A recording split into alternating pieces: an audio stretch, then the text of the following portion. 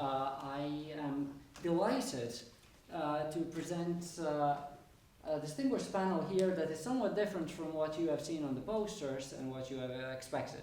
So if that changes in any way your attitude towards this panel, that exit is okay. So, yes, unfortunately, Roisin and Sinead had to pull out of tonight's event, and if they're watching, hi. On the other hand, we're delighted. Tonight's panel is people who have been Trinity people or are Trinity people right now, and we can say this week. It's okay. We have an amnesty. We have an amnesty to tell everyone that we're from Trinity. So that being said, Trinity students won yesterday.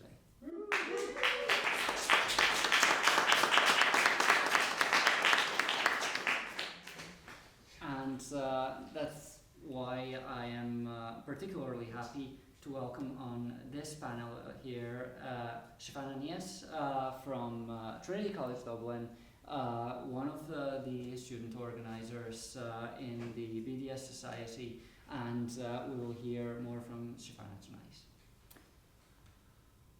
The usual suspects that I already had in the poster there: Rory Rowan, geographer, Betty Bresnahan, geographer. Okay. We will decide by the method of who's ever the closest to me who starts this panel tonight. And yeah, the panel is on the land and the people. And when you put it that way, the land and the people, there's very little left to not be discussed about. There's very little negative space there. But we are going to try and investigate tonight what the links between the land and the people are, and why is how the different struggles, both in urban areas, rural areas, institutions, connect, and what is the role of the, I'm reading the notes there, space and the place for such struggles. I know, sorry. So, without further ado, I present you Rory Rowan. Okay. Thanks, Alan. Thanks all for coming. Yeah, since we were down, we're +1, but we were down 2. I kind of had thought that Paddy and Roisin and Sinead would all probably talk about kind of in the land in relation to kind of rural struggles and relationship to cultural attachments to the land. So I was kind of thinking, okay, I'll do something a little that's not that. So I thought I'd look at kind of urban struggles, which is not necessarily my theoretical terrain so much, but I think it's something we can talk about. And I also did this strange thing of being like, I should really be a geographer, and went through okay, what's back to basics for geographic thinking in a kind of almost very academic geographer sense. And one of the kind of core debates that go on, or kind of things that you get tired of saying and hearing when you're a geographer, is the difference between space and place. And this is a very big debate, and it can get quite technical and so on. But the basic gist of that is that we have kind of an idea of space, which is this kind of empty, flat, measurable space, which is abstract, the space that we know from longitude and latitude, from kilometers, inches and miles and imperial measures and so on. And the analysis of this has been in critical geography that this is a kind of technology of state, a technology of rule, which opens up a territory, or allows processes of territorialization, the turning of places into territorialization, into spaces, and that is also bound up with processes of commodification, of kind of abstracting things away from place, separating things from place, and I'll come back to that. And contrary to that then is place, which is the kind of about specific places, spaces rather, that are imbued with kind of networks of meaning, of attachment, but also kind of material kind of codependencies and mutuality. So this is very much in the domain of ecological relations or socio-ecological relations, thinking of the ways in which particular communities are embedded in relationships to their environments, to their ecological relations, but also to kind of notions of resistance, so kind of place-based resistance, where at least some of the things that mobilize people to engage in political activity and resistance to patterns of territorialization, like the role of the state and commodification, the rule of capital, is the fact that people feel an attachment to that place. They feel it has meaning for them and their identity is tied to it, and their sense as a political subject, and I'll come back to talk about that. So a lot of the things that are evoked for me when we talk about land and the people are, what in geography we kind of refer to as place-based struggles. I'm sure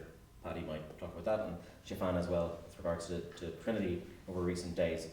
And kind of thinking about place-based struggles, political struggles that take shape not just within, as in like you could take this particular struggle and you could move it to another space, but they're connected very specifically to the particularities of that place, the identities, the subjectivities, the ecologies of that place. And this is kind of a way to think about how we understand struggles in relationship both to kind of state and imperial patterns of governance and rule, and to the kind of resistance to modes of capitalism's abstractions. Particularly, we might think of extraction of mining or green energy. That maybe Paddy will talk about this. And I think at the minute, one of the major ways in which we're thinking about, or a lot of discussion of place-based struggles, is around the kind of conceptions of settler colonialism and processes of decolonisation, particularly with what's happening in Palestine at the minute.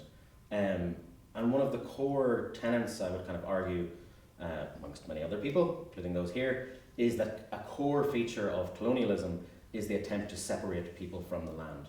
Now, there's a difference between colonialism and settler colonialism, but this is a feature I would argue that is shared by both, the broader set of colonialism and settler colonialism, those that seek to permanently put settlers and replace the indigenous people. This colonialism as such seeks to make a separation between people and land. That's one of its primary fundamental political moves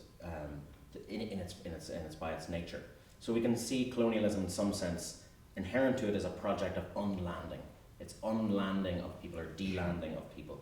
And in one sense then, in thinking about decolonisation inherently therefore involves something of a reversal or a rejection or a resistance to that. So a kind of a relanding or an unseparating, and okay, that might mean people who've been displaced claiming land back, or it may mean in the case of, we can think of Ireland as one of many cases where people are trying to reforge the connection between land and people through aspects of culture, of language, of farming practices, and all sorts of other practices. And I'm sure Paddy will talk about this, but Sinead and Roisin, I was kind of thinking they'll talk about that. And this is to be understood then, that kind of landing or unseparating. It's a very kind of, wanky academic terms, but they were the ones that came to my mind because I'm an academic. I won't continue that sentence. But those are kind of non-metaphorical, material senses of kind of sense of resource, land and place being really, really central to processes of decolonisation. So it's not just, as the famous paper says, by Tuck and Wine, decolonisation is not a metaphor. There's real material stakes, there's political economic stakes, and land is central to that. And one thing I want to kind of talk about here, and it ties a little bit leads us into talking about the Irish far right, and which is another obviously dominant aspect in a lot of our minds at the minute, is that in kind of colonial cultures, and particularly settler colonial cultures, there is a kind of set of revenge fantasies that govern the kind of ideologies and the subjects and the affects, the emotions and the moods of colonial subjects or settler colonial subjects, or the subjects we can also say of whiteness in a sense. And if capitalism works by producing false scarcity. It produces scarcity and makes people, that's how profit is extracted, but it also produces an ethos of competition where people are competing for those scarce resources, and the work of states and empires in a sense is to manage that scarcity through governance mechanisms or through violence if it's called for. And of course the foundations of colonialism and settler colonialism are based around a kind of certain connection between whiteness and property, a certain privileging of the white subject within this sphere of scarce resources, or supposedly made scarce resources. And so when we're talking about decolonisation, and we see that a lot at the minute, discussions about decolonisation, reparation, or the right to return, or land return in the context of Palestine, we see a certain haunting of the kind of colonial imaginary, which understands repair or restoration or return as revenge. Right? So there's a fear, almost like a regulative fear of revenge, that what restoration, what reparation, what return will mean will be, they'll do to us what we did to them, and a kind of bloodletting kind of sense of this. And we see this very much within the discussion of Palestinian liberation being framed by Zionists as actually a form of genocide. This will be a genocide of Jews in Israel as the Holocaust, another kind of Holocaust. And you know, there's a specificity to this, of course, but this is a pattern of kind of colonial revenge fantasy that we see in other contexts. The discussion of the Great Replacement in the European kind of far right, the idea that the white people are being replaced by black and brown, specifically Muslim subjects, kind of circulates around the idea that there will be a kind of a taking of revenge against Europe and its forms of rule. And we see this really perversely acting out in you know, mirroring what happens elsewhere in the world, elsewhere in Europe, elsewhere in the kind of white majority of the world, of kind of this idea of the Great Replacement circulating, but it circulates in a really particular and perverse way here, where there's somehow that the Irish have been belatedly bought into whiteness and then suddenly feel excluded from it. You know, we should be doing better by our whiteness, and we're not getting the full benefits of it. And the way that the Irish far right, you know, the slogan that many people seize on is, you know, Ireland is full. But there's a whole host of other slogans that are mobilised by the Irish far right, and frequently, if you go to the protests or look at any other social media, you'll see discussion of Ireland becoming a new plantation. So we see Ireland being recolonised by migrants, asylum seekers, foreigners, or whatever, as a new form of colonisation. So there's a kind of a perverse Irish post-colonial twist on the Great Replacement, that we've had this before from the bloody Brits, and now it's the foreigners that are doing it again. And again, this fits into this pattern of a kind of a revenge fantasy that passes through this. So one of the strands of left thinking, kind of very imbued with the kind of critiques of Nazism, critique of the thought of Nazism, figures like Martin Heidegger, Carl Schmitt, the people you're familiar with, sees any attempt to evoke land or land-based struggles, or even local-based struggles or place-based struggles, as somehow inherently reactionary. That, like, if you mention land, straight gate to thinking about blood and soil. You know, if you mention land, you're talking about an exclusionary nativism. You know, some forms of hyper-nationalism that are very, very local. And, you know, I have to admit that, you know, I had a dose of that myself when I was younger. And this is a very narrowing and limiting view of place-based struggles that doesn't help us understand them at all, and helps facilitates their demonisation, including within the left. And indeed, you know, land-based struggles are often actually extremely internationalist, intersectional, and that's something that we see with contemporary struggles. And again, maybe I don't want to talk too much about this, Paddy might, with rural environmental movements that are forming kind of alliances internationally with struggles of indigenous land rights in North and South America, in parts of Asia, with indigenous peoples, and seeing these kind of ways in which place-based land struggles against multinational corporations, against the state, and against forms of imperialism actually tie these different localities together. So they're very embedded in the specificity of the place. They have a very strong rootedness, and not in the Heideggerian sense, to the land, but they're yet open and expansive and connected to other places. So we see this kind of like almost like a counter-hegemonic network of place-based struggles, and I almost kind of picture it as being this kind of net that's being forged between these different places against the kind of the force of empire and capital. And I think that strand of left thinking that sees land, or mentions or evocations of land-based struggles as reactionary, is kind of beholden to a very kind of Eurocentric type of kind of colonial thinking, and also an urban bias that besets much left thinking, particularly in the European context. And we've seen that kind of had various kind of very strong proponents at the minute in forms of kind of eco-Prometheanism, you know, advocates from Jacobin magazine is a bit of a hotbed of it, of those who are like hyper-technical, you know, we must have more nuclear power, we must have more bigger dams, you know, take back Amazon and just make it for the people. You know, this was circulating under the name of accelerationism a few years ago. And, you know, there's something of appealing to it, you know, that they always evoke, you know, Marx's phrase that capital makes all that's solid float into air, melt into air, and therefore a kind of a loosening or a cutting of traditional bounds and that allow us to take new forms of freedom.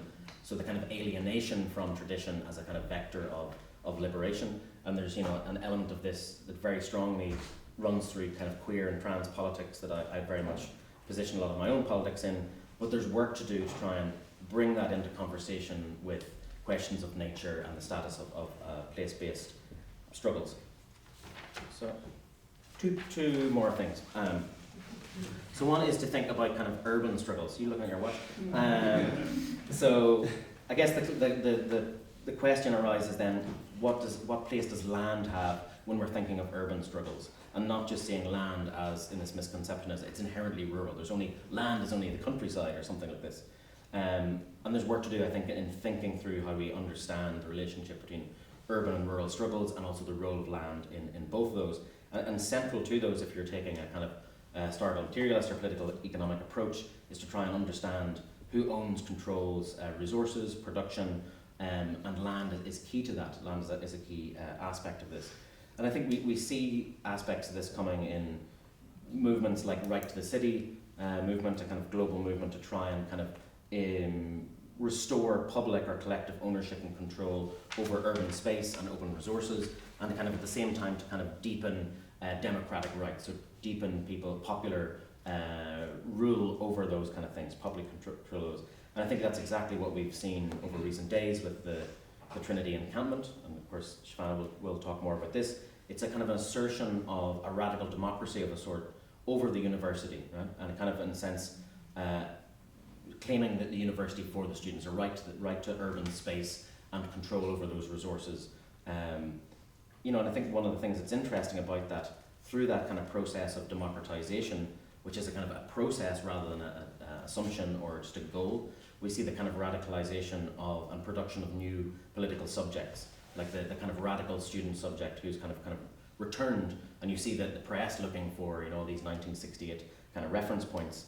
And of course Trinity as well, Trinity itself as an urban space or space in Dublin, I mean, it is this kind of imperial bootprint. It's a space of, formerly a space of colonialism, of literally the governance of British imperialism here, but a space now of kind of coloniality, the modes of thinking that persist of this, you know, colonialism as rule has left, but coloniality as a mode of thinking is very much with us.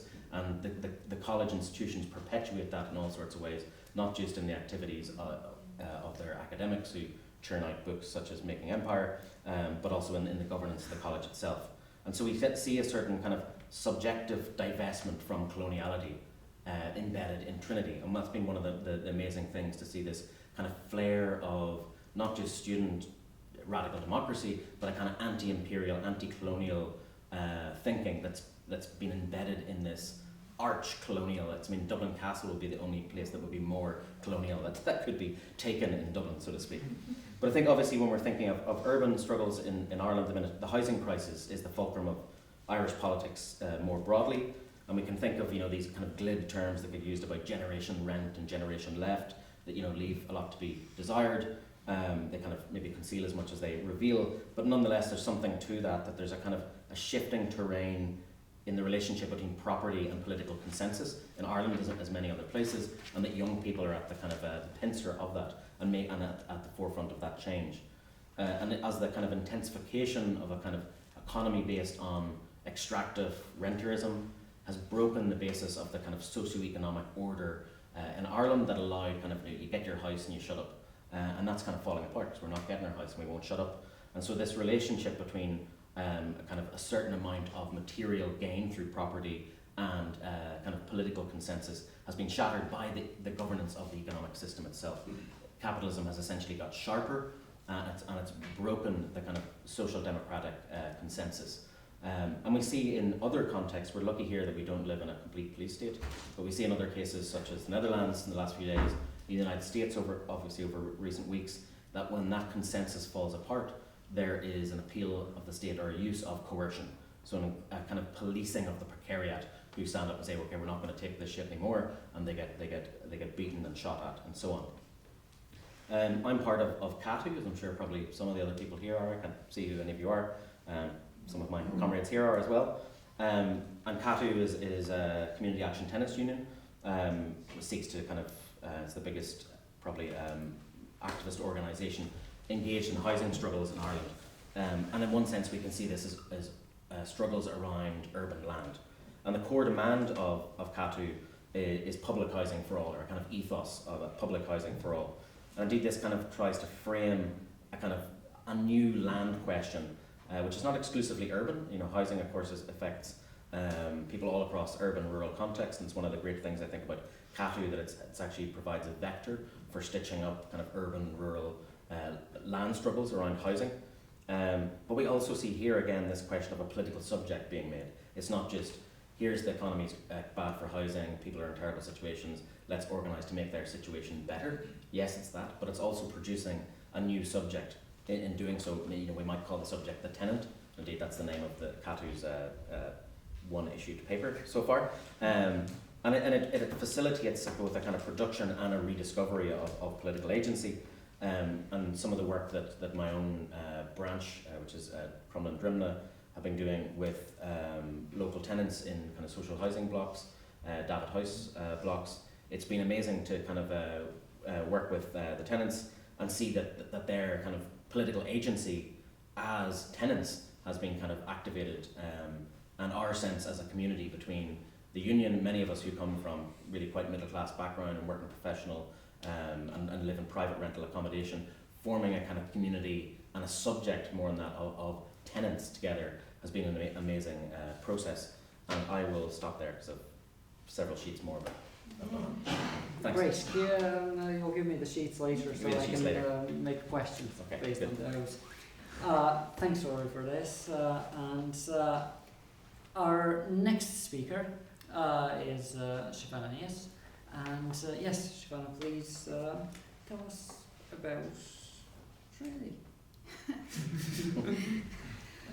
But not before this Friday. Like we don't care that much. Only the good parts. Let's do what you can bring pride to us. So to start with, I know you're all interested in knowing like what happened, how it happened, and what went right and what went wrong, and how we achieved it, and lessons learned. So to start with, we were supposed to kind of start our encampment on Saturday, the 4th of May. The university got hold of this information and they closed the campus on the 3rd Friday.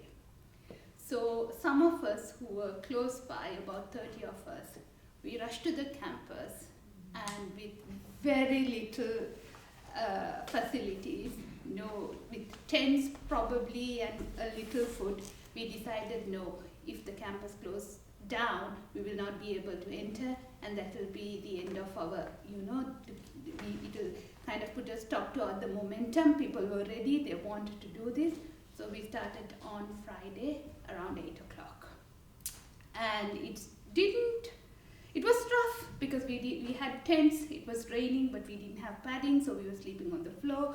The students, they fed us, right? The students in the campus, because people from outside, they couldn't bring food inside, right? So the students living in campus, they provided us with food, and it was a rough day.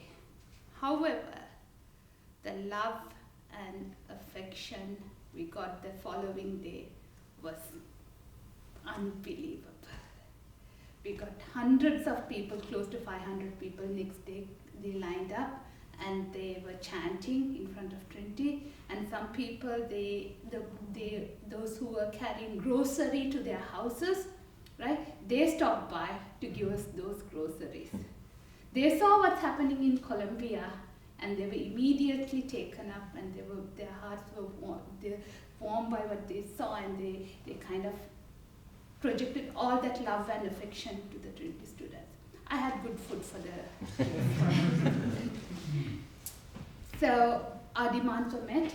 Trinity will divest. If not, Book of Kells is just 3 benches away. That's right.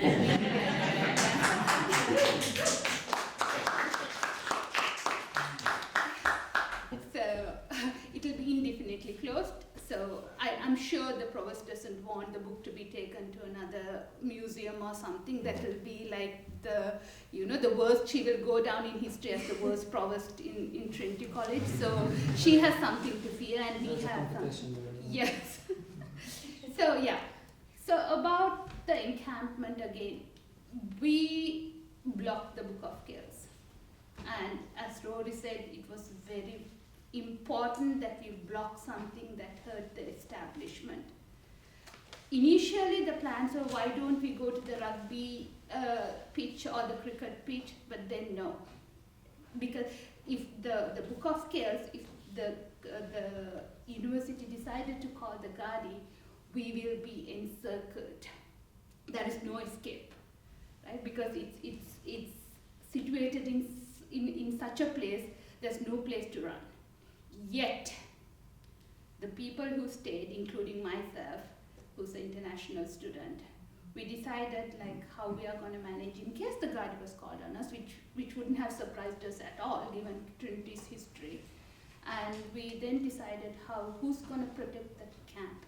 It's not that if the Gardaí comes, like Lord was saying, it's not about the place, it's about the symbol of having an encampment and having the camp there.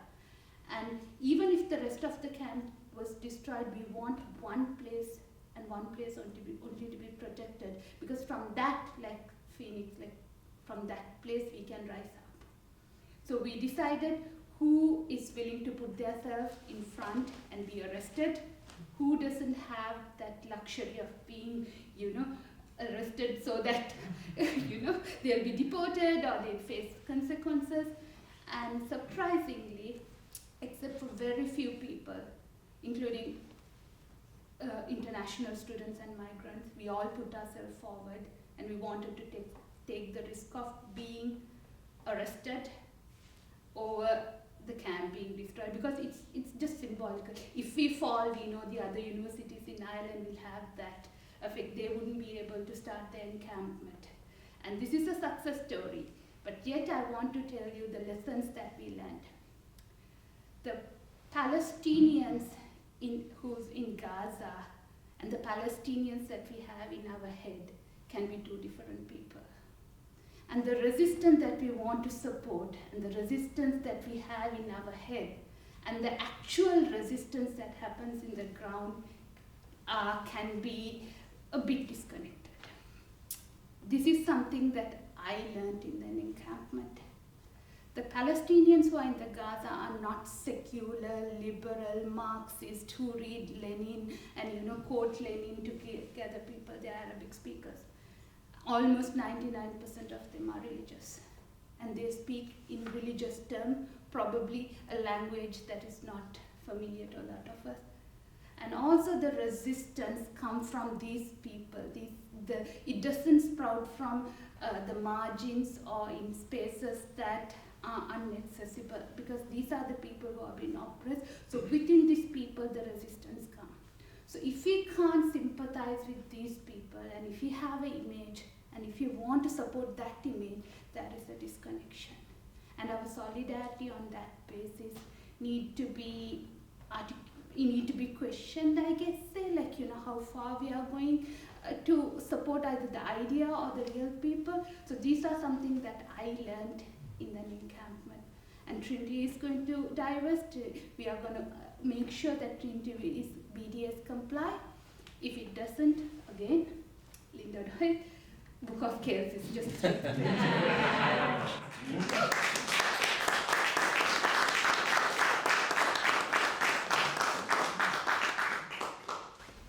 That was brilliant. At some point I was reminded of, what was his name? Mario Savio, the student leader at wherever, in the States back in the 60s, and his speech about the bodies on the gears, and but then you produced a much deeper and much better analysis than Mario Savio there. Thank you very much. And I'll we'll take come you back for to dinner that. today. Now, for the end of this round of long talks, I won't be have long. yeah. Well, let's see. we have Paddy Bresnahan, and yes, I do wonder how it's going to. Yeah, how it's going to compare to what we heard from Rory, and no, This is a competition. this is just me having the inside information that this is urban-rural divide in topics. We're both against so- the urban-rural divide. I don't think I would be as comprehensive and eloquent as Rory. So you won't take that long. I won't be that long, I hope not. Unconcise. But you can hold me to it. I did want to come back to some of what Rory was talking about, and to basically just say at the outset what I'm going to say is about as a question, so that we can come back to it in the chat. And it's basically why land, and I do think in my head I'm meaning that more in terms of countryside, in terms of like land that is used for farming and forestry and these things, why it isn't more central to our politics. I mean, I don't want to make assumptions about everyone, but say on the left. And I say that given how, like what Rory outlined there, given how central struggles over land have been to anti-colonial politics and struggle in Ireland. And not just before independence, but after independence. The struggles continued. So why is it not more there? And I think even as an anecdote, I'll tell you, my research is mostly around rural environmental politics and struggles. Like when I started doing my PhD, I was going, and I have since done like field work in fisheries and with farmers and in rural communities in different places. But my activism, I would say until fairly recently, was in Dublin, and it was around Occupy, financial crash when that happened, Unlock Nama, Dublin tenants, housing, about social spaces. That's the kind of activism. But there was a real disconnect in terms of like, this is the stuff I'm researching, and I understand that this is also about capitalism, it's about enclosure, it's about exploitation, it's about all these things. But why is my activism not related to that? And I obviously there was activism and there were social movements, like Shell to Sea is the obvious one. But I feel like it wasn't until the water charges, which brought together questions over access to resources, water, privatization, and obviously was a national movement, that those things started to coalesce. But I was going to start with another anecdote, which is not that one, which is from the Davitt Museum in Strade. I don't know if any of you have been to the Davitt Museum in Strade, which is in Mayo, and it's really well worth going to. It's in his house. Michael Davitt was born in Mayo. His family, in the wake of the famine, emigrated to England. They were in Manchester. As a child, he was put to work in a factory. He lost his arm in a machine, and the owner of the factory was I think a Quaker or from some kind of sympathetic religious order, and basically said to Michael that instead of working in the factory, he would pay for his education. So he went to read, and as he says himself, he just read everything about like Irish history and became radicalised. Came back to Ireland and then began organising with the Fenians, the IRB, and particularly around land in Mayo, where he had been born and where he had to leave. And he became one of the leaders of the Land League and so on, which was central in the end of the 19th century. So his house has been turned into this museum. And you go on a tour, and it's kind of volunteer run, and they're all very passionate about Davitt, and they have these lots of archives. And the reason I thought about it was Land for the People is the name of this panel, and there's lots of posters which is Land for the People. You've probably seen these from that period when they were having these massive monster meetings for tenants and so on. But I was waiting outside after the tour, and there was a plaque on the outside of the house that was to commemorate the 50th anniversary of the 1966 farmers' protest, where farmers all went to Dublin, and basically it was like the founding moment of the Irish Farmers Association, the IFA, which is now kind of lobby group for big farmers.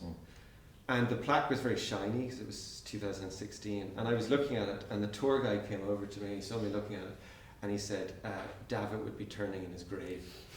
And I said, oh, you know, I hadn't really thought about it. And he said,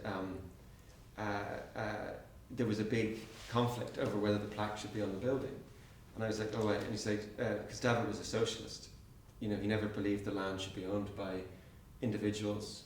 This sort of transfer of land to these petty bourgeois or small peasant proprietors or whatever ended up happening.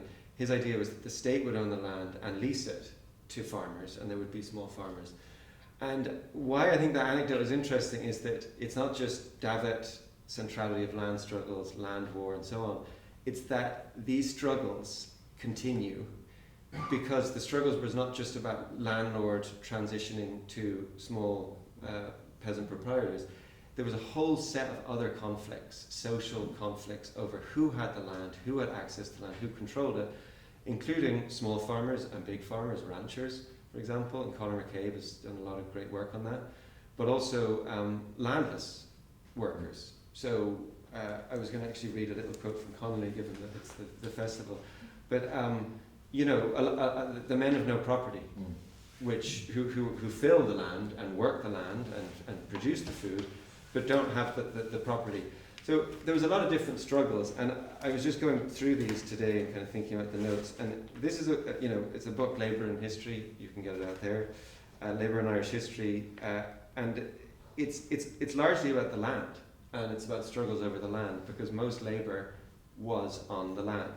And Connolly ends it with this quote, which I just thought was kind of important for this session. This is the end of the book. The whole age-long fight of the Irish people against their oppressors resolves itself in the last analysis into a fight for the mastery of the means of life, the sources of production in Ireland. Who would own and control the land? So we don't commonly think about Connolly as somebody who was thinking a lot about the countryside and about the land and organising workers and small farmers in the countryside. But the land was obviously there, and that was because at that time, I mean, this was written, I think, 1910, you know, the relationships between town and country at that period were much more, there was a lot more fluidity. There was the idea of thinking about organising in farms and factories made a lot of sense. It doesn't make sense quite soon after that, and I have another quote here from Peadar O'Donnell, a great one, and one of the few, you know, sort of Republican socialists who not just wrote about the land and the countryside, but organised in the land and the countryside. But he has a quote here towards the end of this book. This is written in 1963, but he's reflecting on the land annuities campaign in the 1930s that he was very active in. And he writes, "It is puzzling that the Dublin labour movement has persisted in a strange aloofness from the small farmer countryside. Perhaps this is the ultimate proof of its backwardness. This is a recent development, this aloofness, for during the period of the conflict with landlordism, town workers were close allies of the Irish countryside. Once the landlord phase was over, which started to sort of transition in the early 20th century, trade union leaders seemed to get the idea that the big farm employing labour was the pattern to favour.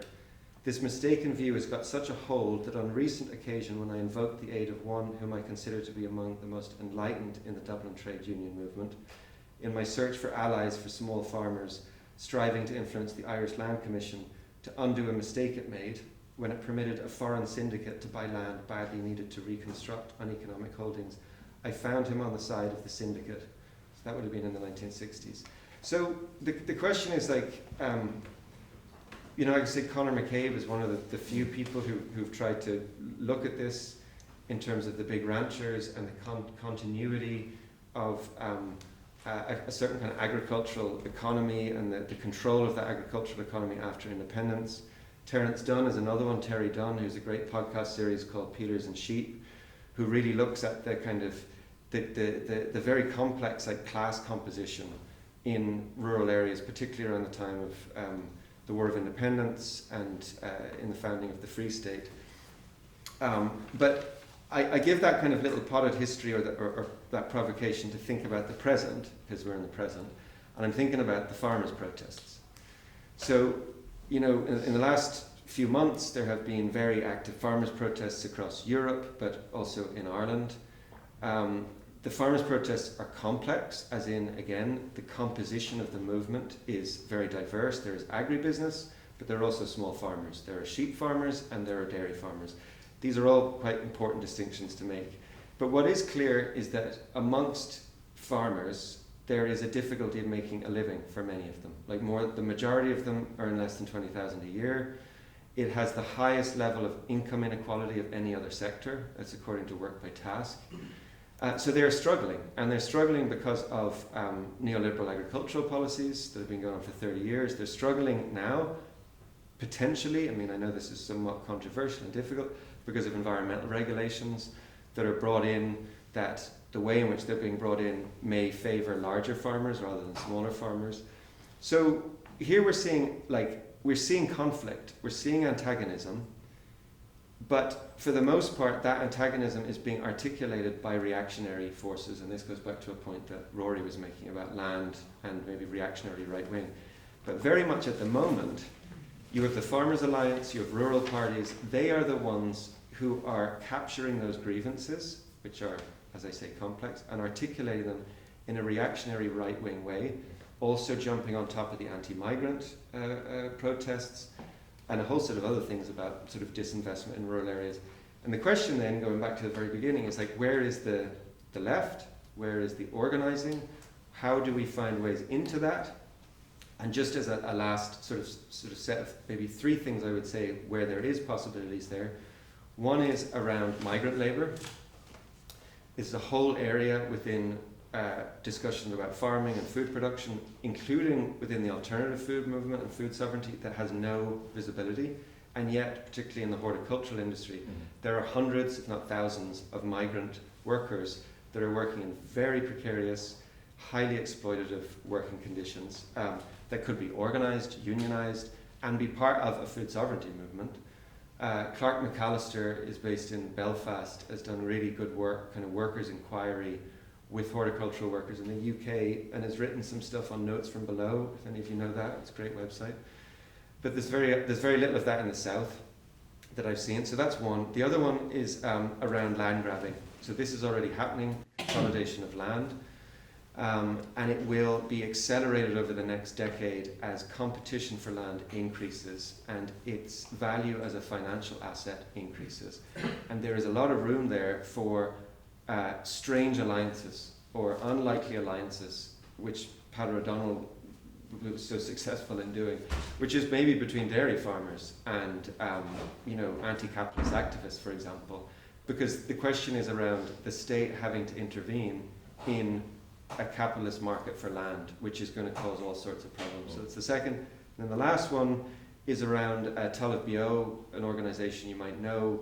It's relatively small, been around for about 7 years, but they have a vision of a different food system based on agroecology, food sovereignty, and they have the vision and they have practices, but they are a small movement that I think needs to build beyond the question of food and the question of growers to create a bigger kind of coalition. And I think that there is a lot of opportunity there for people involved in environmental activism, climate justice, anti-racist organising, a whole set of things can find a way through their organisational structure and their kinds of visions of a future countryside that are kind of promising. So that was more than what I said I'd do, but I finished there.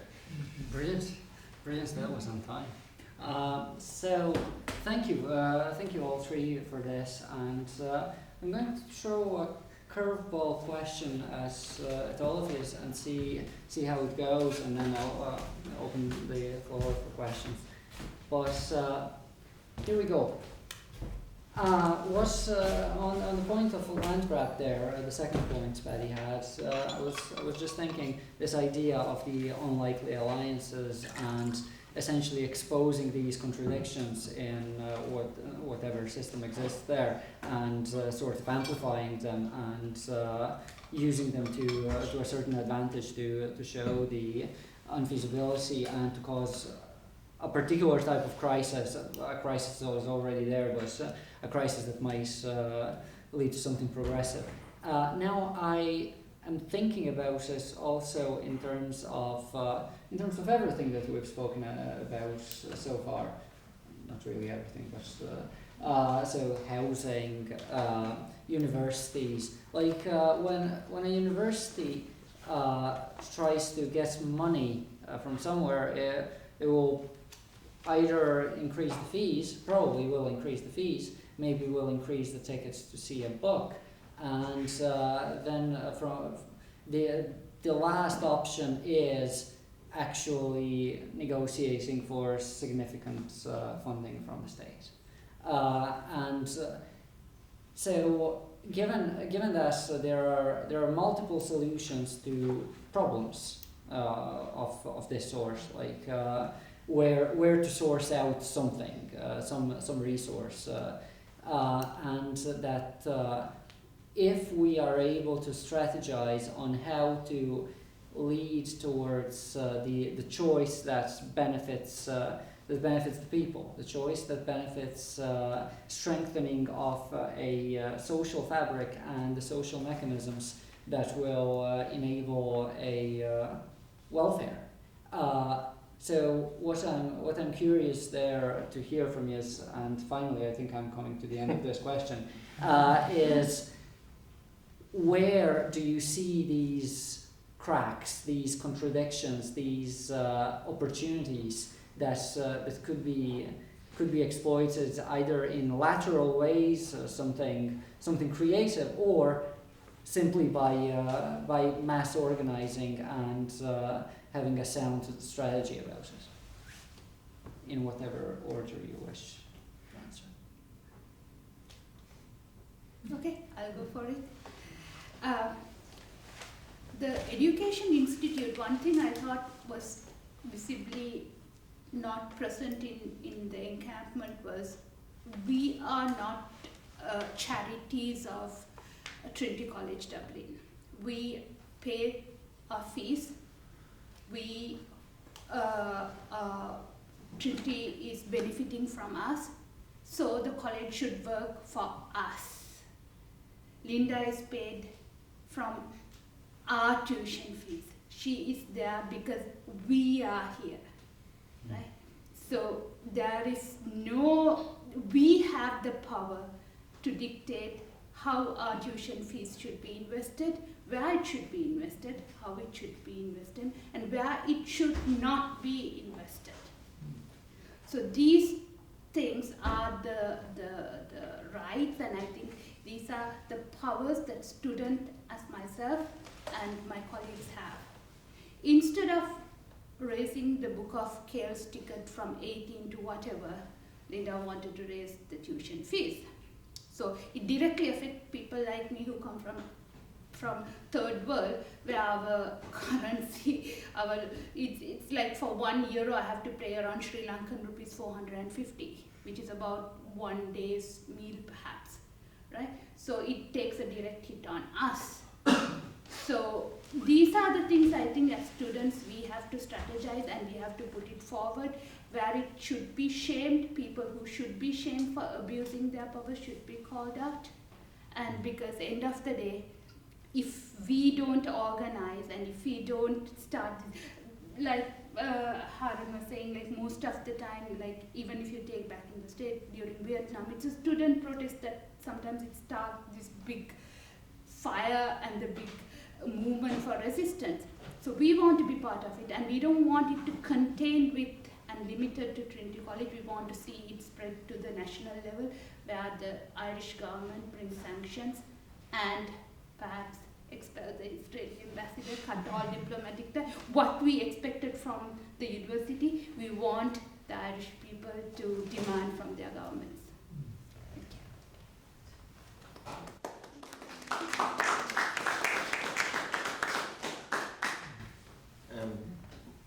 I go? Mm-hmm. So I mean, I think I guess Shifana really nicely articulated about the kind of almost like a shift. It's a subjective shift that can, I think you can read about it in books, but I think it's the activity of being engaged in a struggle where that subject becomes kind of activate, where you sense that actually we have the power. In a situation you feel objectively we have no power, but actually you've all the power if you take it.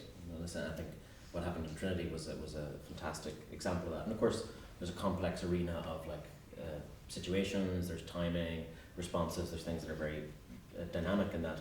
But I think around like the housing question, again, a matter of kind of taking agency there, and where agency, or say acting into the agency that can be there if it's activated. And I think, you know, the question is about a kind of mass rental strike. And obviously in the 1970s there was several interlinked mass strikes of people who were paying rent to the state, so social rents, either living in public housing.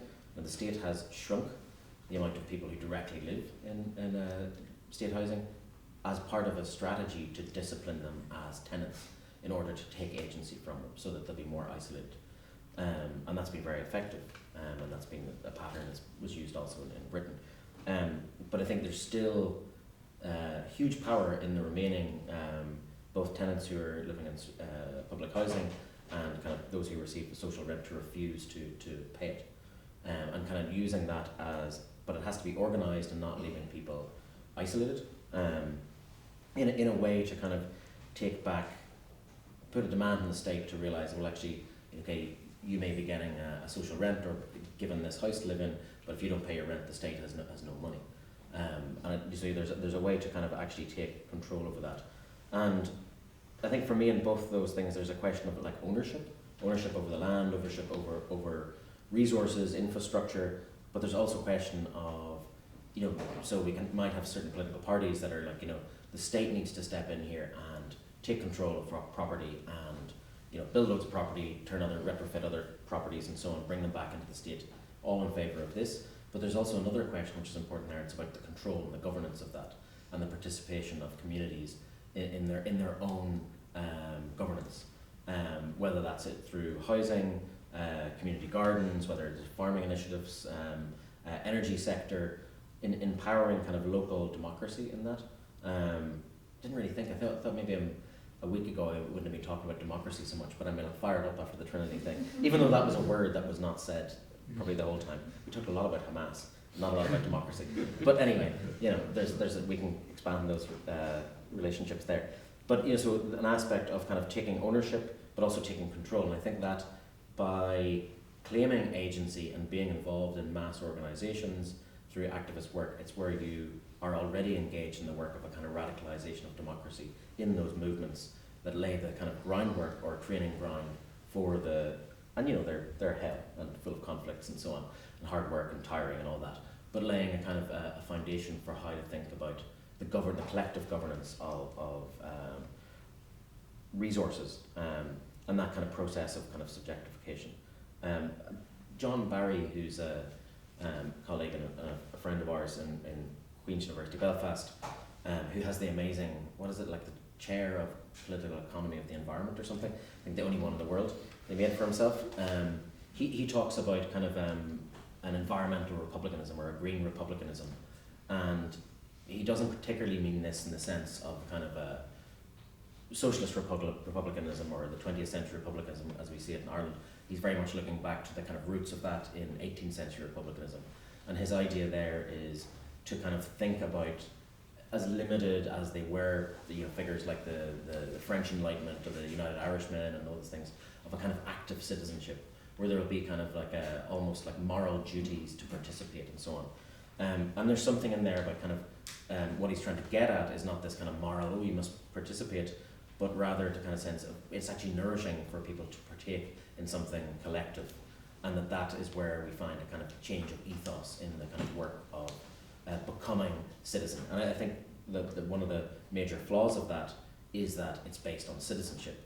And I think, you know, questions of the way that citizenship is used to regulate and discipline different parts of the people who are here. So I would want to see that kind of detached from citizenship, and we're thinking of, like, you know, the men with no property, you know, immediately evokes the men, because it's gendered, who have no property, who are removed from the tents, and their tents taken from them and destroyed again this morning. And what role do they play in, I mean, they're part of our society, they're here, you know, trying to find ways to bring those people who are also struggling around housing, affected by homelessness, affected by the state's unwillingness and incapacity to provide housing for people on purpose in order to produce false scarcity that will inflate the price of property for property owners and rentiers. So trying to forge kind of struggles with them, and that's difficult work. I'm not sure how it's to be done, but I think it's important to think of these constituents who are part of us as central and fundamental. I don't have a whole lot more to add. I forget what your initial question was as well. Exposing contradictions and where do you yeah. see the cracks? Yeah, I mean, I might just riff off what the other two said a little bit. The idea of what Shafana said about the difference between the Palestinians you had solidarity with in your head compared to Palestinians in Gaza. And I think for me that linked a little bit to what Rory was saying about this process of also sort of composing a subject. Because the point is that, like, I particularly think about in the countryside and about organising there, is that you're not going to meet fully like people who share the same politics as you. It's going to be difficult and it's going to be complicated because that's the way it always is. So it's about entering into a process where there is a composition. You're composing something. The other word I've written down here is transition. So I think for me, a lot of my work is around like green transition or just transition. So we need to change our food systems, our energy systems, all of these things, housing systems. We maybe have an idea of what that might look like, but we are so far from having the means or the power to get there. So if I was just thinking about food systems like agroecology, to put in place like an agroecological food system, say on the island of Ireland, and what that would look like, you're talking about, like, without a doubt, revolutionary transformation. But we're not going to get there tomorrow. We're nowhere near that. But we have the urgency of climate change and the urgency of the far right and the urgency of all sorts of things. So we kind of have to be somewhat urgent, but recognize that, like, we can't force that through. We need to undergo a process of transition, and what that looks like is through organising, say like Kat are doing, but also I think there's a lot of room for political education. And I think the last 7 months, again, it's that thing of, you're like, where's, what's going on? And in 7 months, tragically, unfortunately, terribly because of a genocide, but people are mobilized and their eyes, like scales are falling from their eyes. So, you could have been writing about or thinking about, imperialism, colonialism, the ways in which the EU and the US, their geopolitical interests are kind of involved in all sorts of violence. You can know that, you can read the history, but a lot of people are understanding that, and a lot of questioning and so on, and that's through political education, which I think we can translate into other things afterwards and ongoing. I think particularly thinking of me as a researcher, as a person who works in the university, who do you produce the knowledge for? Where is it going? Is it for political education, or is it for trying to convince a policymaker who's not going to be convinced by a researcher, So yeah, that thing about transition, I think is key thing there. Great, that's a nice keyword to have in there for more conversation. Now I would open this to the floor. Any questions? Yes. Let me go first just to break the ice. I suppose one of the, it's more of a commenting question, but one of the things I see that really mirrors the difficulties in organising is the kind of capital automating and stripping away the farm labourers from the farm, and then in the tenancy side, as private renters being run. You're socially constructed as buying something. You're so atomised or individualised. It's so much easier to get up the mass of people, or the percentage of people you need to, let's say, have a rent strike in a building, or during the Dublin Housing Action Committee, when you had 10 families in the tenement, you could get 4 or 5 people to block up a door. But when it's 3 people in a room, or 4 people in a house, it's so much more difficult to organise. I'm just wondering if you have anything to reflect on that, anything you see that's positive. Can you still bring those poorer farmers together? And even in Dublin, over time, they burnt down the British Embassy there 40 years ago. Not saying one should do it, of course. But almost the project of moving the university out of the city to de-radicalise it, or to take the heat out of it. Now Dublin has been stripped to so many people, so you can't build up an urban crowd to even have a decent ride if you want one. That's a great question about space and place. So, any takers? I just have a quick one about the farmer thing. I mean, I think, again, this comes back to a bit the political education and a bit the ideology, where I was talking to somebody the other day about this program on RT called Raised by a Village. Have you seen this? So it's like troubled urban youths are basically brought out to rural, idyllic Ireland, green fields, there's a nice family there, and they spend time there to be kind of like rehabilitated in somehow, because they're on their phones too much, they're like, you know, not connected to people, whatever it is. And it just captures so much the kind of ideology in Ireland that is still so deeply ingrained, where it's like something about like rural, authentic, natural, good, positive, and urban as being so much like corrupt and so on. And I think, you know, going back to my point about farming, like if you actually look at like statistics and you start putting, like it's not just low incomes and struggling in terms of livelihoods for some farmers. I mean, I know that there are some, particularly dairy farmers, doing well or better, but like mental health, suicide, and overall, use that word, I think, well, atomization, alienation.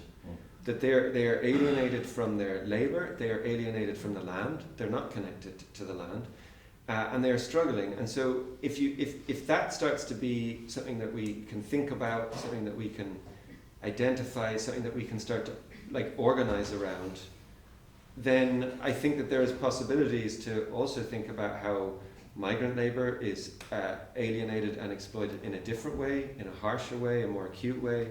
I think you could think about the environment as also being something that is being exploited.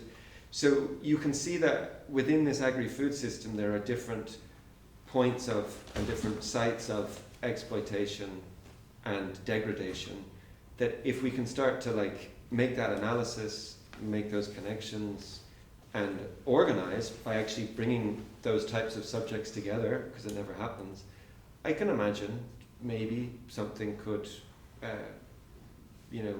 happen. But I do think a lot of the work, particularly in Ireland with the farming, rural, countryside stuff, is it's just like, it's so hard to pierce through the idea. And it's partly I just think about looking around in Ireland about who, I named Conor McCabe, I've named Terry Dunn. There's pretty much nobody doing work, looking at the political economy even of the dairy processing. This has been something that, it needs to be talked about. The agribusiness, the co-ops, the Glanbias, the Kerry Golds of these world, like, how do they operate? They're more like financial, pharmaceutical, they're more like part of the knowledge economy than they are farming. Why do we not know a lot more about them? Why can we not like pull the veil away from it?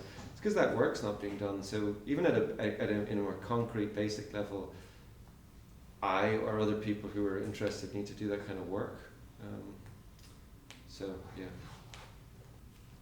Yes. Just following on what you were saying there, I think to what extent really is there representation within, say, the encampment or any other radical spaces that form on university campuses in the science, technology, engineering sphere? I mean, I say this as an engineer myself. I've noticed that there's very depoliticized, very de-radicalized. They don't have a proper framework to analyze what it is that they're looking at. So then when it comes to your Kerry Golds and your big dairy, there's this very forest for the trees for the forest mistake when they come in, they act as sort of managers from afar to talk about how a process can be fixed and made more efficient and calculated or whatever.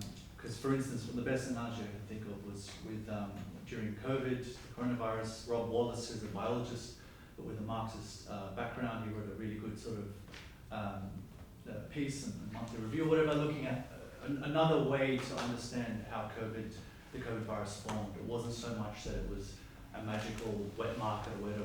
There were economical processes behind that, monocultural farming and whatever it is that led to forced particular environments to merge in a non-natural kind of scenario.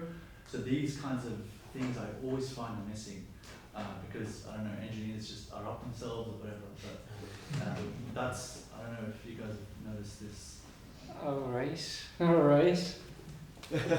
This one for you, Aaron. This one's for me. So I absolutely agree, and I think I was writing something the other day. I told Rory. I tell Rory everything these days. There's a great paper by someone called, I think her name is Anna Mail. The paper is Mail et al. 2009, and it's Think Engineer, Think Male. And it's about gender stereotypes in engineering education, and how things like nuance and understanding and wider context are considered rather feminine traits in engineering, and hence unengineering-y. And that engineering is supposed to be this objective, removed, decontextualized thing, so that technology is neutral, and what people make of it, people just make it dirty. But people are dirty, engineering and technology is clean.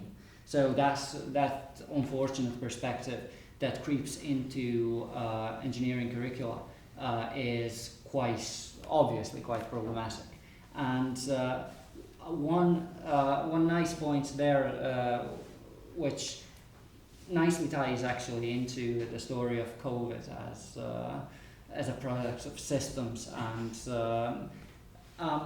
there was a, I think, Canadian American evolutionary scientist by the name of Richard Seeley-Wanton, who's got a couple of nice books, one of them being The Dialectical Biologist, which is a very nice and fairly radical approach to STEM through a dialectical lens. So he pretty much takes Engels as the basis of his writing there, and keeps going and does a fairly good job. But Lewontin has this question that he poses in a couple of his books: what causes TB?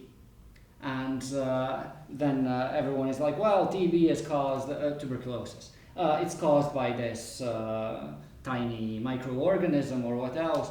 And Lewontin is like, yeah, no, it's caused by capitalism. It's caused by a rampant pre-Victorian capitalism and the conditions of the working class in England of the time, and that's the hotbed of TB. And then he says that that's a great line, that they invented chemotherapy for TB because they didn't want a revolution.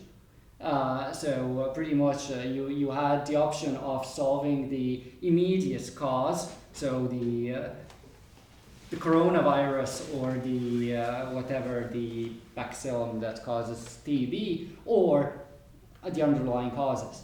And to answer the question, where is it now? Where is this sort of understanding and organizing on the STEM side right now? I would use two examples. One of them being Science for the People.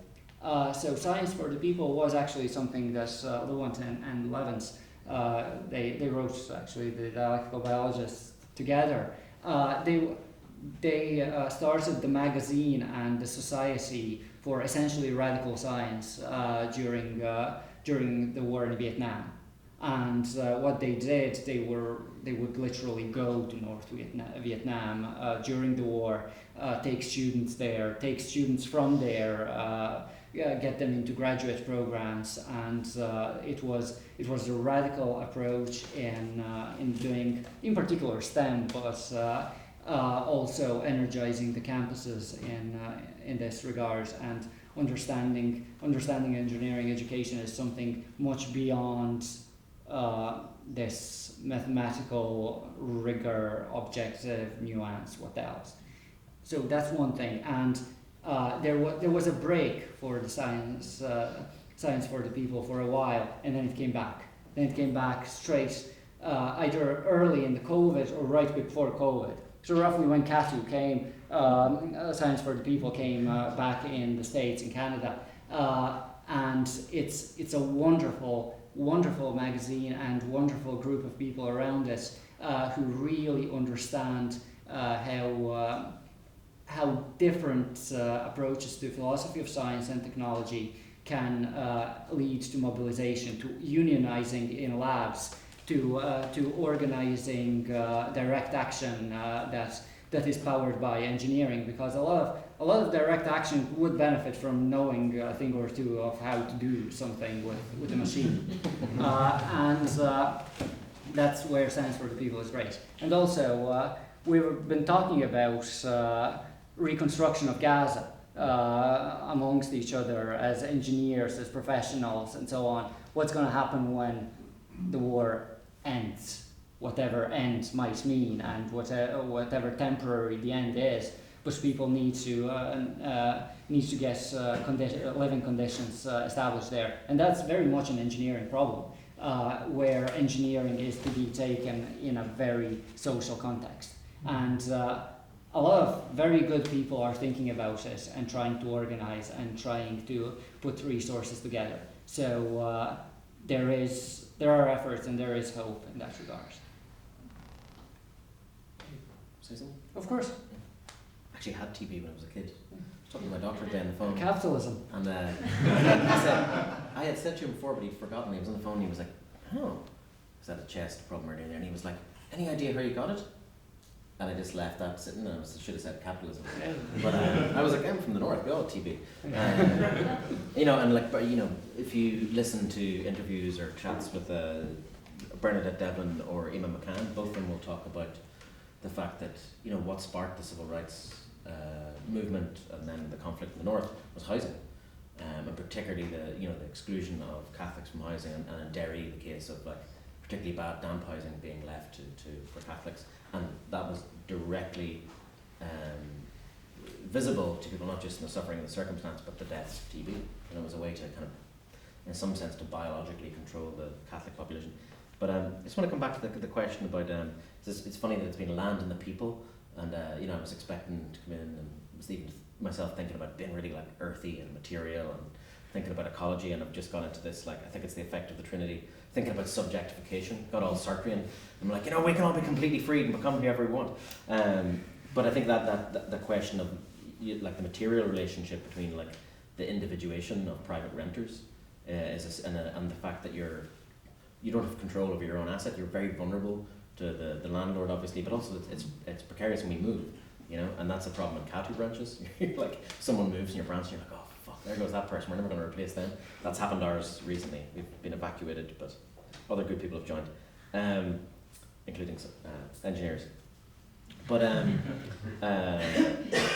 yeah, I think that process of, or a person that I appreciate a lot is Mark Fisher, the late great cultural critic from Britain, and the kind of discussion of kind of individuation and how it operates through kind of institutions of such as universities, but also through culture, and that we are very individuated, but that's a success of processes of individuation, which of course can be pushed back against, or they're not complete, and so on.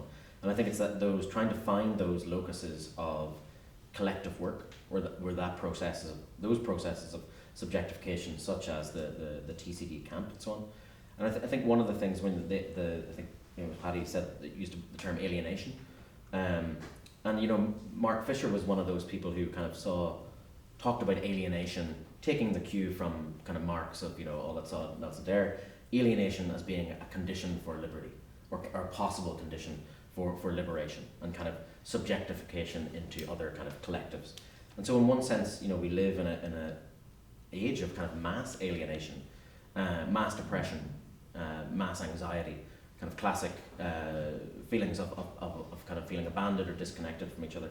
And I think the far right are not so specifically in the sense of the ideology of the Irish far right, but the kind of more global far right, figures like Jordan Peterson, these kind of snake charmers of selling masculine reconnection, connecting to your own masculinity, or connecting to your other men. And it's kind of weird kind of therapy Fight Club kind of scenario that he's kind of doing, and it's very, very effective. People find there's yearning for connection and yearning for some form of connection to themselves and others, and that's I think something that the left are very poor at providing context where that can be cultivated and so on. And I don't mean that in a party that shall not be named as Trotskyist kind of way of kind of slightly vampiriously kind of feeding off the young. But you know, recently upstairs in this very building, Vijay Prasad was talking about, you know, this is a new age of imperialism and kind of militarism. But he was saying that an aspect of that that's kind of like overlooked is that it's, you know, and it's a weird word because it sounds a bit like degenerate or something. He's saying it's an age of decadence. And you know, it always sounds like a bit like, oh, that's a bit like, right, that's a conservative talking point, isn't it? But there's something to it. And Helena Sheehan was in the audience and she was like, you know, this is, yeah, I'm thinking of the term decadence for our age all the time in the sense of it being not providing meaning to people and leaving people in the sense of individuation, alienation, and leaving them wallow in that in order to subjectively control them or distance people from their own agency. And she came to the TCD camp the other day and just gave this stunning, absolutely one of the most beautiful things I've ever seen in my life. I didn't take a photograph of it because I was too emotional. She stood at the end of her speech with her little, like, you know, floral dress and anorak with just her fist in the air, and she just smiled and she just held it for so long. It was like 3 minutes. It felt like about 20 minutes, you know, when you're like, so there. Anyway, wish I'd taken a photograph. But she was landing on this point. She was saying, you know, the talking to the students, I don't know if you were there, Shafana, and she was saying that, like, you know, and her partner has just died, you know, which I didn't even know until Arun told me. And she's like so cheerful, and she's like, this is really exhilarating to me, it's making me so happy, it's great to see you all here, it was a lovely sunny day, at night, tourists were gone, staff were gone, most of us. And she was saying, you know, that activism is a life of meaning, and it's a difficult life. You frequently don't win, you waste a lot of time, you fight with people disappoint you, struggle to disappoint you, but you have meaning in your life, you know. And I think there's something to that. There's a kind of collective work, and obviously we hope those processes of subjectification make material gains and wins, but it's also a gain in itself, you know. And I think the lack of structures to cultivate and nurture those subjectifications, and some of those that will cultivate them and let them fall into disappointment and alienation is a problem. And finally on that, and maybe this can hand over to other questioners, Shafana, I thought the question was really, the comment was really interesting. We were talking about that, about the kind of Palestinians in Palestinian solidarity movements' heads versus like the real Palestinians, or like who is the resistance. And I think, you know, that there's a lot of this discourse of, like, you know, including people in Palestine solidarity movements alongside us who want Palestinians or Gazans to be perfect victims, but then when they have agency, such as in the resistance, that's a problem. You know, you're not supporting them as Palestinians as victims, but not as agents of their own destiny. And I think this is one of the things that came out of me of the camp, and I wasn't as closely involved in it all as Shafana, but it's like we also somehow expect perfect allies or perfect comrades, and they're not. And dealing with that friction, it's very easy for this, even within these kind of quite beautiful processes of a new subject kind of emerging, to be like, well, that person's not exactly the subject I want them to be, and it's splintering, you know. And there was a lot of learning and tension along those lines, which was, you know, it wasn't bad because it was there, but it was very difficult.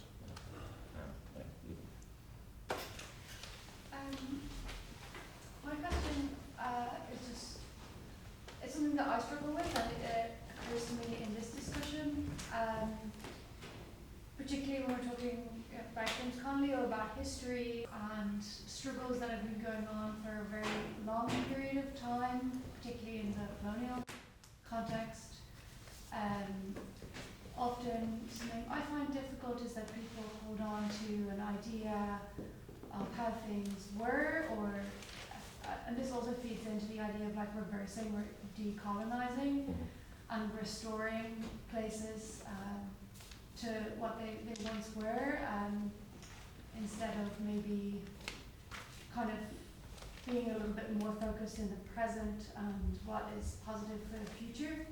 So if any of that makes sense, what do you think about that? And obviously it's a huge question now with Palestine, as always has been, but, like, how can we imagine or think about a future in a positive way without kind of unnecessarily holding on to what the past looked like, because that can never be, you know, restored.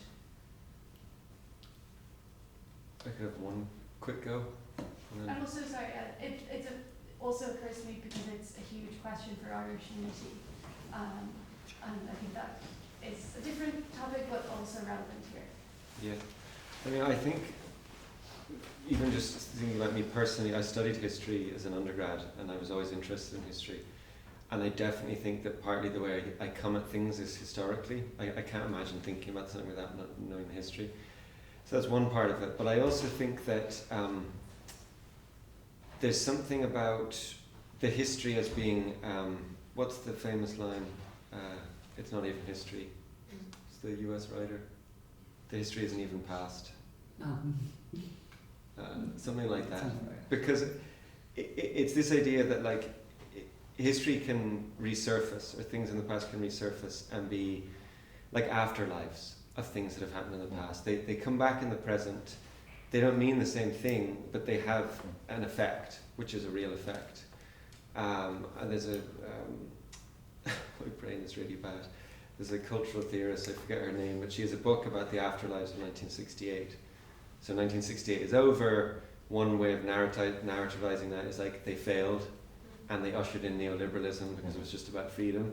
Another way of thinking about it is that at different points after that, like in the 90s, in another place, or in the 2000s, another place, elements of 68 return and become alive again.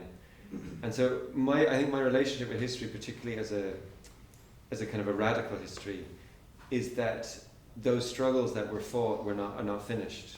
And that includes the struggle for decolonization, and not just in the north, but also in the south. That, you know, 1922 there was a split, and there was a partial decolonization both in the northern part and the southern part. And the kind of world that we have today is because there wasn't the kind of republic that was imagined, you know, that it was constrained massively, like every other country that tried to decolonize. And so the struggle goes on, and in terms of the history and looking at the history, it's not so much to be like wallowing in the history or to get nostalgic. Nostalgia is a terrible trap, especially on the left, but it's to sort of salvage elements of the past that are inspiring or speak to the present or can offer cracks, was another word. So cracks in the present, even though they happened in the past, they can kind of help illuminate something or like prise open a crack. And that's how I kind of come at it, particularly with this stuff now about the land and the farmers' protests. The thing that I'm thinking more about is like, okay, there are many radical histories of the land in Ireland, but we don't know them. Like, we just don't know them. Like, Peadar O'Donnell is not widely known. This book is not widely read. It should be. The National Land League in the 1960s, that was closely allied with the Civil Rights Movement in the North and the Labour Movement, had 10,000 members. We don't know about it. The same as the Tenants Union, the strike in 1972. Like, if it wasn't for CATU and the great work they did, that history, because it's a social movement history, it's not archived, it's not taught in the schools, it's forgotten. So there's also that part of it, that we, as part of our activism and our movement and of composing ourselves, it's like salvaging our histories and bringing those histories back. Which brings us to the basement of Connolly books. Hey, as discussed last night. Right, I'll take that question up there and Just Sarah shooting at Glasgow University. We haven't had any camp or anything like that, but we did manage to elect the heroic Sarah Busetta as our university rector. I'm sure some of you would have probably seen speak, it was brilliant, I was in the room for it. But going on the encampment, we've just had to, you know, in such a short length of time, it was already quite successful. And as a post-mortem of that, what, if anything, would you have done differently? Like, just in tactics, and obviously these are probably going to spread around. One thing I think, like this was raised during the encampment as well, the stakeholders of the struggles should be there. I am a Muslim, I come from South Asia, and there were Americans, Irish, visibly absent Palestinians. Any conversation with the university, Palestinians should have a say. I know we all have their best interest in our hearts, but we are still comrades, and it's their struggle that we support. And the other thing is, one thing I found deeply disturbing, and I wish that it would not happen in the other encampments. There are more, please support them, and is that marginalizing voices that we don't want to hear, especially when they talk about resistance. My equation with Hamas is very different to the people who are on the ground, who are Palestinians. How they see Hamas. I have my prejudices because I'm not affected by Israel's, settler colonialism. I'm not affected by any of the shit that Israel does. But they are the ones who are suffering, so their voices must be heard. If we don't like them, yes, there is a conversation we can have about it, but there is no way to cancel it because it offended my brown sensibilities or someone else's white sensibilities. So that is one thing. And I have not considered, despite all these things, that Irish to be white because they have not yet embraced their whiteness fully. So that is one thing that I saw in the encampment as well. Right? There's a lot of solidarity, there's a lot of interaction. I was not personally, except for political reasons, like I felt discomfort because I was praying and I was doing, all this thing. So if anything, I would wish there's more Palestinian voices. And the other thing I would, just for the campuses, I would say that is like, not everyone come to this encampment fully politicized. Sometimes they learn. So when we speak out on certain things, like in safe spaces, people would finally come and thank us for raising such, for saying certain things that they wouldn't have had the opportunity. So it's a good place to learn. And if you need any help with your encampment or if you want to set up one, we have the experience. And on that note, very high note, I appreciate that, we have come to the end of our evening. Thank you very much.